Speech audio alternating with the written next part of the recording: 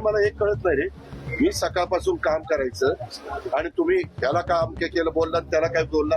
मी तुमच्या सगळ्या प्रश्नाला उत्तर द्यायला बांधील नाहीये. त्याचं उत्तर मी आता दिलंय. तो माझं भाषण ऐक टेप केलेलं आहे त्याच्यामध्ये उत्तर. तुम्ही ना एक मिनिट इतक्या चुकीच्या बातम्या लावता. मी काल मराठी भाषेत म्हणूनच मला तुमच्याशी बोलायला आवडत. तुम्ही ना इतक्या चुकीच्या बातम्या लावता. मी काल मराठी भाषेत म्हणूनच मला तुमच्याशी बोलायला आवडत. मी काल मराठी भाषेत सांगितलं की कृषी क्षेत्रामध्ये त्यांनी जे काही कुणी कोर्टात गेलेलं होतं मुंबई हायकोर्टात तिथं त्यांना क्लीन चिट दिलेली कृषी क्षेत्रामध्ये. इतर बाबतीमध्ये अजून न्यायालयात आपण जी काही चौकशी करतोय त्या चौकशीचा अहवाल आला नाही. जर उद्याच्याला हे सगळे अहवाल पॉझिटिव्ह आले तर त्याबद्दलचा आम्ही विचार करू असंच मी म्हणलो. त्याच्यापेक्षा वेगळं काही म्हणतो तर ते काय माझी चूक आहे का. त्यामध्ये जर एखादी व्यक्तीला कुणी जबाबदार धरलं आणि चौकशी केल्यानंतर ती व्यक्ती त्यामध्ये दोषी नसेल तर त्यांना संधी दिली पाहिजे. सकाळी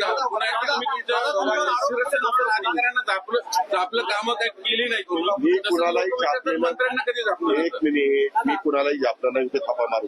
सरपंचांना झापलं अजिबात नाही. तुम्ही चुकीची बातमी दिली. काय झालं होतं नेमकं. मी तिथं झापलेलं नाही. मी स्वतः सांगतो ते मला एक कळत नाही रे. मी सकाळपासून काम करायचं आणि तुम्ही याला का अमके केलं बोलला त्याला काय बोलला. मी तुमच्या सगळ्या प्रश्नाला उत्तर द्यायला बांधील नाहीये. मी पण मला संविधानाने काही बोलण्याचा अधिकार दिला. मी पण काही शपथ घेतलेली आणि मी काम करत असतो ते समाजाच्या भल्याकरता काम करत असतो. त्या भागामध्ये सुविधा देण्याच्या करता काम करत असतो. त्या भागात जे लोक नोकरी करतात, चाकरी करतात, व्यवसाय करतात त्यांना येणाऱ्या अडीअडचणी दूर करण्याच्या करता वेगवेगळ्या आमच्या डिपार्टमेंट असतात. त्या डिपार्टमेंटच्या लोकांना हे पालकमंत्री म्हणून एकत्र करून ते सगळे प्रश्न मार्गी लागावेत हा प्रयत्न करत असतो. बाकी याच्यात माझा स्वतःचा वेगळा स्वार्थ नसतो.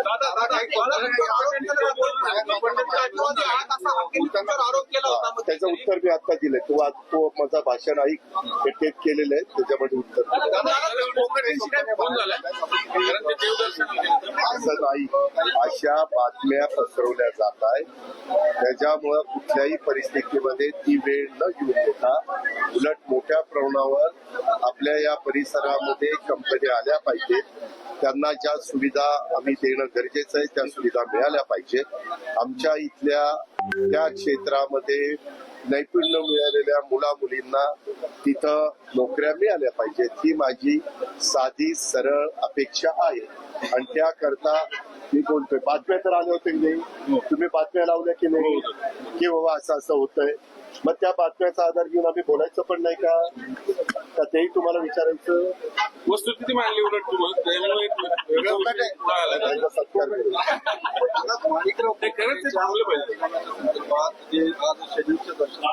एक मिनिट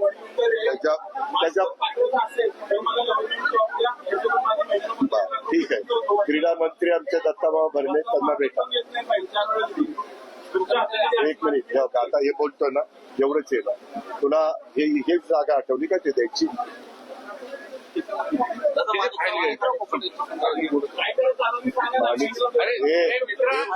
मी माहिती घेईन. ही पद्धत नाही बोलायची. ही पद्धत नाहीये.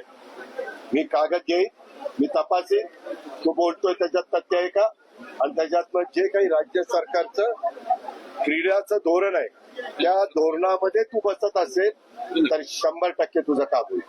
त्या धोरणात बसत नसेल तर तुला कळवण्यात येईल त्या धोरणामध्ये हे बसत नाही.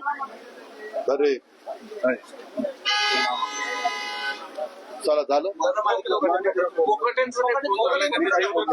तुम्ही सारखं तोच मुद्दा उकाळून हे करताय. मी कालच सांगितलेलं आहे आपल्या सगळ्यांना.